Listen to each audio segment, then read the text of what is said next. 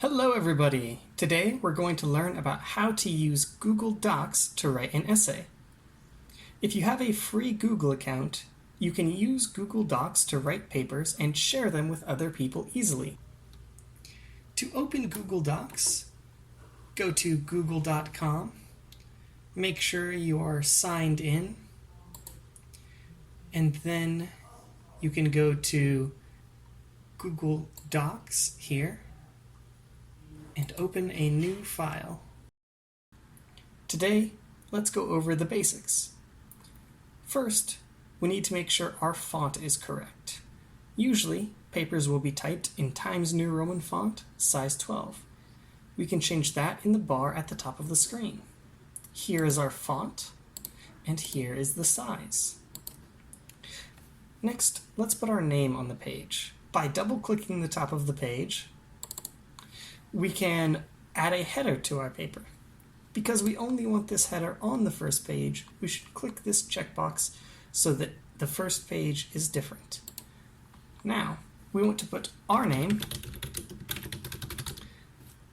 our class, and our teacher's name.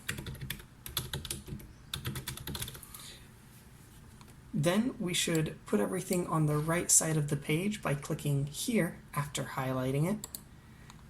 And finally, make sure the font is Times New Roman size 12. Before we write our essay, we should put a title. We want to have our title in the center of the page, so we click here. Even a short title is okay, and you can always change it later. Remember to also give the document a title. If you have something written in your Google Doc, it will take the first sentence or so and automatically think that it's the title, which is very handy. We're finally starting to write. First, make sure that we're typing on the left side of the page and indent. Now, it's finally time to type some words.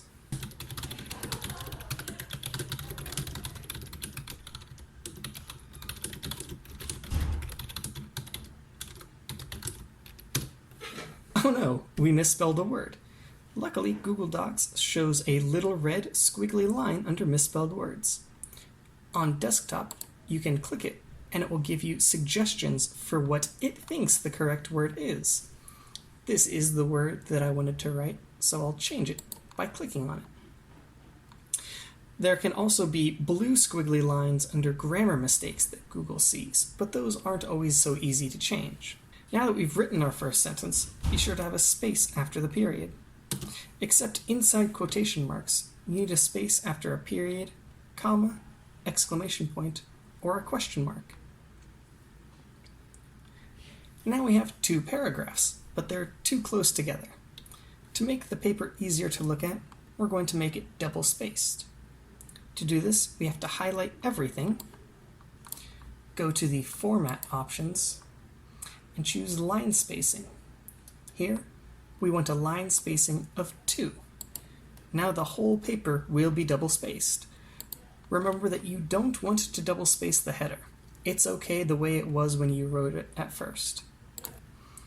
We've written a whole paper. Amazing!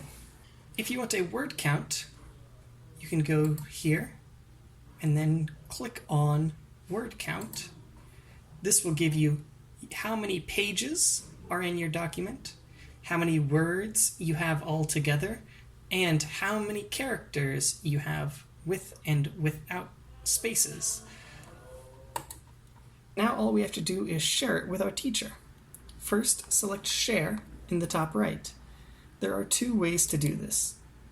You can see a very small button that says Get Shareable Link in English.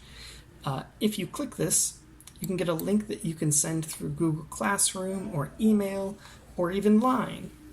Before you send it, make sure to change Can View or Comment to Can Edit.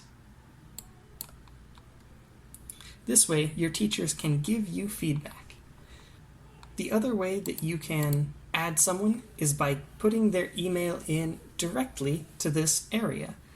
Now, this will let them edit automatically, but you need to know your teacher's email beforehand. So this can be a little bit more difficult.